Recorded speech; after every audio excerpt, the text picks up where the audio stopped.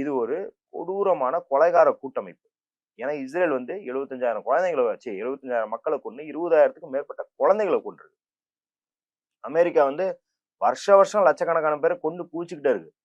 இவனுங்க சேர்ந்து ஈரானுக்கு விடுதலை தரோம், ஈரான் மக்களுக்கு வந்து நல்லாட்சியை தரோம்னு போர் புரியுறானுங்க. அது பார்த்துக்கோங்க எவ்வளவு கேலிக்குரியதா இருக்கு. அப்ப இந்த திருப்பி அடிக்கிறது அப்படின்றது இந்த பொய் புரட்டு, இந்த பிரச்சாரங்கள், இந்த கொலைவெறியை வந்து நியாயப்படுத்துறது, இதுக்கெல்லாம் வந்து சப்பு சப்பு நாலு கன்னத்துல வைக்கிற மாதிரி தான். இதுல இருந்து பலன்றது கிடையாது.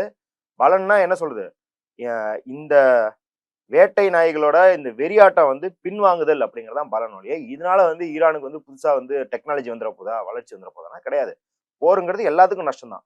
ஆனா அந்த நஷ்டம் எந்த எதிர்காலத்துக்காக நம்ம அந்த விலை கொடுக்குறோம் அப்படின்றதுதான்.